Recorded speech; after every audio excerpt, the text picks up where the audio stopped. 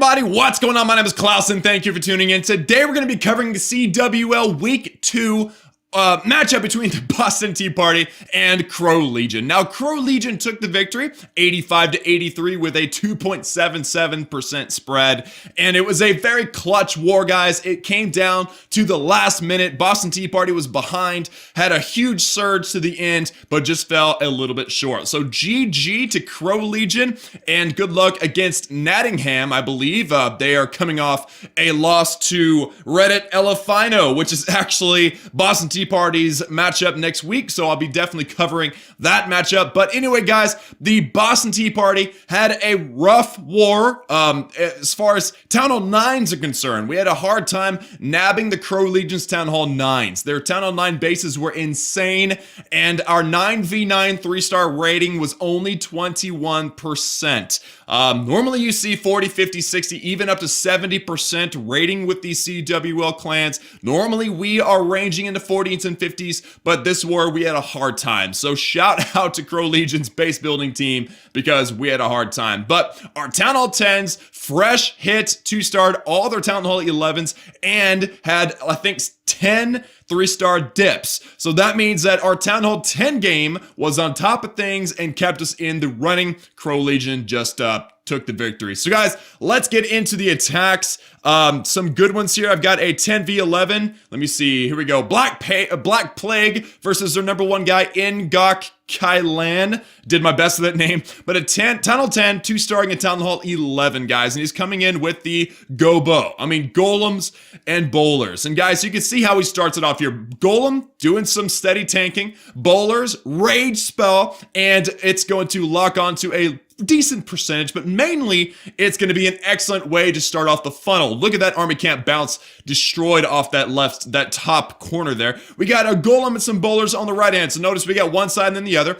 And then he's got his third golem coming in from the northeastern corner, about 2:30 on the clock, or 1:30 on the clock. He's got his golem jump spell, king, tons of bowlers, clan castle bowlers, and his queen is actually going around the base, which is unfortunate, but it doesn't really affect the results much with that wandering queen. But he's got the jump spell, the rage spell, all the bowlers doing tons of work. Rage spell dropped on top of the town hall. The earthquake spell softens up that town hall really nicely. He gets a clutch bounce with some bowlers and ends up grabbing that 2-star. Now he needs a few percentage points. The queen pops her ability, grabs that 2nd star, and the special ability pops that lava hound. Now, the Eagle Artillery was left up. Black Plague went at this base away from the Eagle Artillery because of the base design, the way it was set up, and he chose to do it that way, but it ended up being great because he grabbed that 2-star, and he actually did that twice. He hit their number 1 base, and somebody else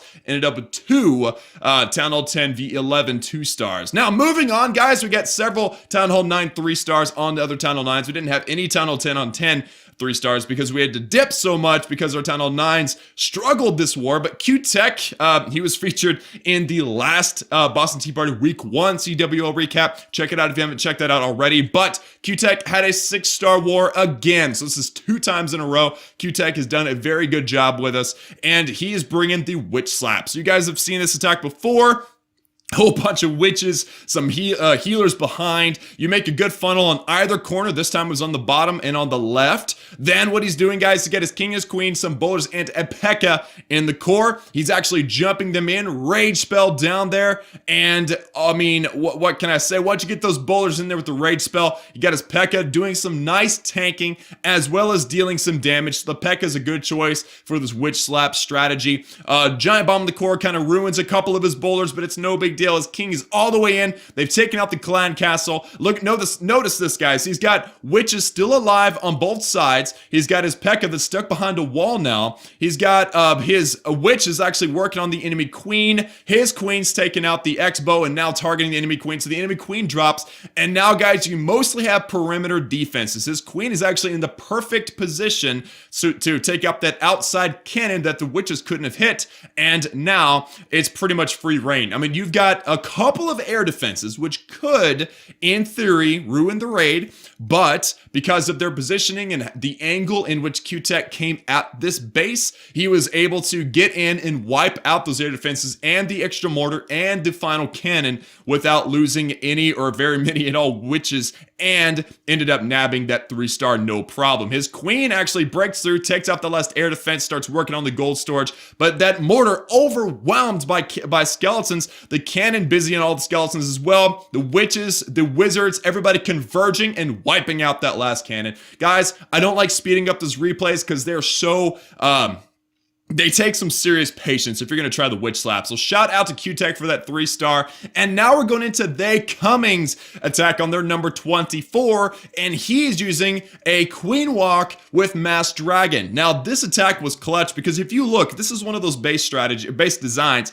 that have the strategy of putting all of the air defenses up there in one spot. And so They Cumming is like, you know what? I think I'll take out all the air defenses and then I'll wipe out the base with dragons. I mean, theoretically it should work. That's something even I've come up with in my own spare time. So They Cumming, grabbing a 6-pack in this war as well, used this strategy for both attacks. So the queen's going to grab the first air defense, turn around and grab the second here in a moment after the archer tower and I believe the army camp. No, he's going to get, okay, so he's got the second air defense there. He's got his king and some bowlers, a clan castle bowlers that's going to grab that 4th air defense and that side down there at the on the right hand side. The queen grabbing that cannon, she'll go around and grab that last air defense. And then guys, the only real issue at this point is the clan castle as well as the enemy queen, which is down on the south. So I know that the person who designed this base was thinking, yeah, put all the air defenses on one side, but the queen on the other. But guys, a army of dragons can wipe out, especially if they're raged. If you got a raged set of dragons, like right here, look at that. They coming, dropping those dragons, so noob. I mean, like everybody all at once. But what happens is that they all go in, he poison spells, and they wipe out that enemy queen,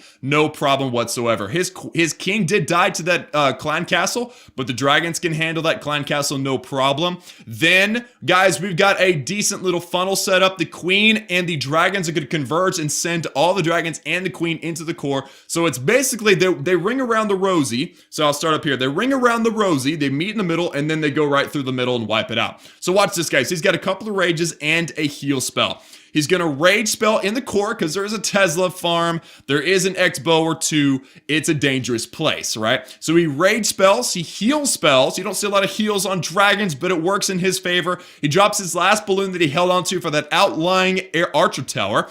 Then the raged dragons are just going to wipe out everybody, guys. There's no chance of survival for this base. Now, They Cumming did this with both attacks. Both were amazing. I just picked this one because this one was the prettier attack. But the strategy was definitely sound. They Cumming with a swag rage spell. He didn't even need that rage spell, guys, and he grabbed that 3-star. So shout out to him for that. That was pretty awesome. Now, moving on up, we're going to check out Jewboy John's Hog Attack on their number 21. Now he's using 34 Hog Riders.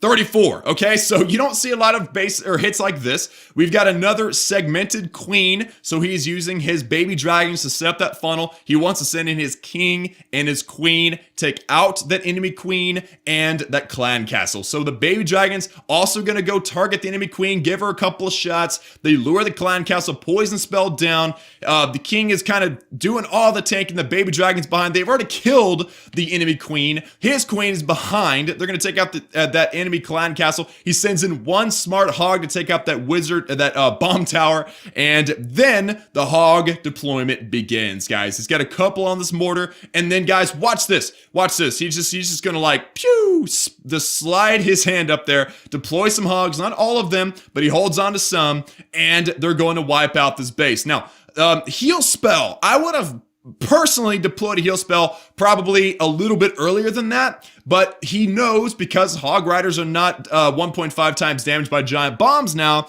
he held his cool and he dropped his heals at the perfect moments. Now that heal, the second heal, probably should have been further to the right to cover those that were working on the wizard tower. He lost some unnecessary hogs with the placement of that heal. But just how often do you see nowadays a Hog Town Hall 9 attack? I mean, it's all about balloons, right? It's all about witches and bowlers. It's all about everything. Not that Town Hall 9s have bowlers, but they have Clan Castle bowlers. It's all about the P.E.K.K.A. It's, you don't see a lot of hogs nowadays. You certainly don't see any Valkyries nowadays. I'm just saying. But Hog Riders wipe out the entire base's defenses, and now they're working on this enemy king. Now, unfortunately, he's going back to his altar. They have a few free shots, but then once he gets back into his range, the king turns around and says, "Nuh-uh, bro." Boom. And he starts destroying, and he actually kills all of the hogs. So now, cleanup is completely up to a handful of wizards at the top, his queen on the bottom. Can he clean up? The king is going to ruin those wizards. Tons of DPS. Completely wrecked by the wizards. But watch this, or by the king. But watch this, watch this. Watch this. One more shot, buddy. King turns around. Hurry! Oh my goodness. And now the dead body's going to shoot the elixir storage. Look at that, man. Dead body killing that elixir storage. That was awesome. All right, so anyway, it was a clutch attack.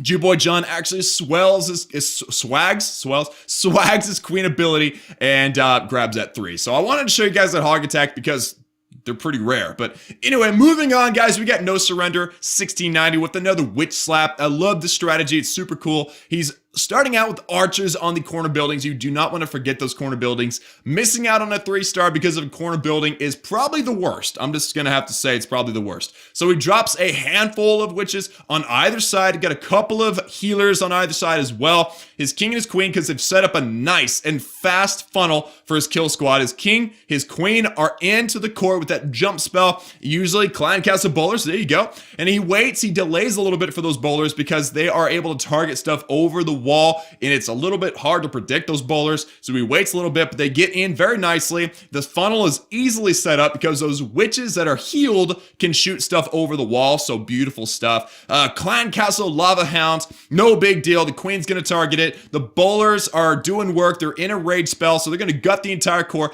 as long as the kill squad removes most of the core. Look at that. Did you guys see the witches absorb that giant bomb on the right hand or the left hand side? Beautiful stuff, guys. Absolutely beautiful. So the queen pops that hound, a poison spell down on those pups. They're all going to get melted really quickly.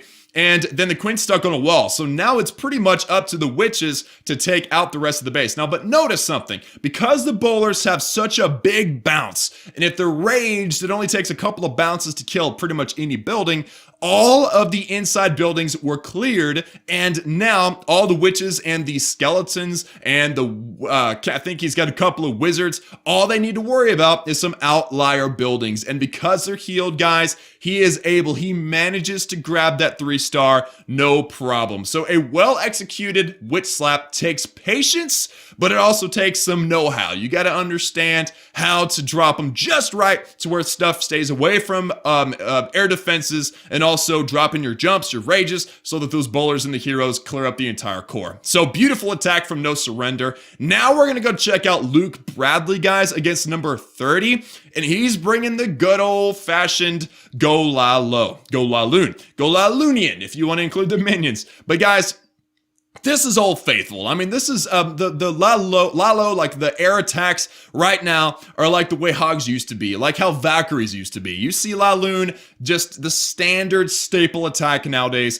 because of the improved balloon meta. I mean, you see balloons everywhere, but Luke Bradley makes quick work of this base. Notice it is one of those bases where all the air defenses are snuggled up into one side. So he's going to send in his kill squad. They're going to grab all, I think, 3 of the air defenses, and it's no big deal. He's also using some minions for the funnel, so good on him there. Poison spell in the enemy clan castle. King is ahead. Rage spell over all the bowlers and the queen. Jump spell into that compartment there. That should lead them toward the enemy queen. So they already took out the enemy clan castle. The enemy queen's about to aggro on them, so no problem there. Just wipe her out. Raged enemy king or a rage king or bowlers or whatever, gonna wipe her out nicely. And then actually you could use the queen queen ability. I mean, the enemy queen's down. Our queen's about to pop her ability, take out the enemy king. And notice, all but one of the air defenses is now wiped out. He's got a hound, and he's got 19 balloons. So Luke Bradley is going to surgically deploy his wonderful balloons and wipe out this base. Watch this. He's got his hound. He's going to deploy it from the southwestern corner, kind of across. There we go. So across all those defenses, you also popped a Tesla farm right by that town hall. I'm not sure if this one was a clean 3 or if it was a scouted 3, but either way, it was a 3. But he drops his balloons. They wipe out those defenses up there. He's hasted the other balloons in. They're going to get into the air defense quickly. That hound pops just in time. Perfect timing on Luke Bradley's part. And now, guys, look at this. Big group going into a group of wizard towers. He heals them. He's about to haste them, and they're going to wipe out these. Look how quickly. Look at that. Look how many balloons are left, guys. It's beautiful. And that last defense, the cannon, he also held on to a few balloons too. Look at that. He held on to 2. He drops them down by the town hall. The balloons, the big group's going to wipe out that cannon, and now those balloons are part of cleanup. If you looked at how long the replay was when it started, he finished his attack off with maybe 5 to 8 seconds left. So kind of clutch. Kind of scary, but it was a good hit, guys. So Luke Bradley, shout out to you, man. Good job. That was a really nice goal. Gobo Lalo, if you want to be super specific. And then last, I believe this is last, guys, we got Mr. Matt on Garth G, and he's coming in with a good old-fashioned Go Lalo. I love these attacks, guys. They are not a spray and pray strategy. They are definitely... They take some skill, all right? They take timing, they take experience, they take patience, and it's difficult, guys. But he goes in, he's got a wall breaker, breaks into that wall. He's got a couple more going to come on now, and boom, he's broken into the wall. He's created a nice funnel. His golems, both of them are going into the core. He's got his king and his queen and his bowlers going down. And he actually scares me a little bit with this attack because the right side, the north side from his funnel is not very well funneled inside that compartment, but his bowlers go straight in. Mr. Matt's a pro. He goes straight in. They jump in. His king's in. His queen's in. The bowlers are in. They're working on the enemy clan castle. They got that core. They've already taken care of one of the air defenses. 2 of them would be nice. He's got 1 lava hound. He's got 3 air defenses left. So let's just watch and see. Normally, whenever you do these Go Lalos, you want to see at least 2 of those air defenses drop, but it doesn't look like that's going to happen. So let's see how it goes. It's been a little while since I've recorded these. He drops a hound on the far right-hand side. He's got a couple of trick balloons that are going to be wiping up these defenses. He drops a couple of balloons down by the air defense as well, really, really quickly. I'm not going to say it's easy, but it's not all that tricky to drop those air defenses when they're so close to the outside. Just drop a few balloons, quickly haste them in, make sure that the balloons wipe out that air defense before that hound pops or right before. That way they've got time. Now notice, guys, we got a huge group of balloons still alive, and we've got another air defense left. No hound. How is he going to wipe this out? Well, he's just going to completely overwhelm that air defense. I mean, the hasted balloons, he swagged 3 balloons, and he's going to use them for cleanup. Mr. Matt, basically a maestro of the La Luna attack, makes it look easy, guys. A beautiful attack from Mr. Matt. I really enjoyed that one. So I think that's it for the recap, guys. Let's see. Very nicely done. Again, by the way, Mr. Matt Dos too. And back to the overview, guys. So I hope you enjoyed those replays. Some of the best attacks in the war. Again, our Town Hall 9 struggled, but we, interestingly enough, in the first war, our Town Hall 9s wrecked everybody's face. In the second war, and our Town Hall 10 struggled. In the second war, our Town Hall 10s wrecked everybody's face, and our Town Hall 9 struggled. So I think that we're due for a war where both the Town Hall 9s and the Town Hall 10s do well. So, next week, week number 3, who are we going up against again? We're going up against Reddit Elefino, and it's going to be epic. They are coming off on a loss against Nottingham, which are actually who CroLegion are going up against next week, so pretty interesting. The record right now, Boston Tea Party 0-2, Reddit Elefino 1-1. So, will Boston Tea Party come out victorious? We'll just have to see, guys. But let's pull up the undefeated watch of something I'm watching. Who in our conference, after 2 weeks, or not in our conference, but in the Rising League, are undefeated. We've got 9 names there. Pick a name, your favorite, somebody you're familiar with. Let me know in the comments if you think any or all or none of these teams are going to go undefeated in the 11-week season before the playoffs. Also, guys, really pushing for Boston Tea Party to get the win. It's gonna be pretty awesome. And I want to mention that both of the wars between BTP and CroLegion this week and last week, the total deficit was only 3 stars. So, you know, not an overwhelming loss. I think BTP has it in them, in us, to pull out the victory next week. I mean, we've got the talent, we just got to bring it together. But I want to be a good sport and say, hey, CroLegion, and this is all, in all fairness, they beat us. They did very good. They did a great job. So shout out to CroLegion. Good luck in your next war, guys. And that's going to do it for today's war recap, guys. I hope you enjoyed it. Hope you are getting into the fighting spirit of the CWL competition. Let me know if you're enjoying it by liking the video, subscribe if you have not quite joined the Klaus family, and be looking forward to the next war recap where we're going to be covering Terps Win Big's second week war as well in the CWL premiere. So again, that's all from me, guys. I love each and every one of you, and I will see y'all again next time.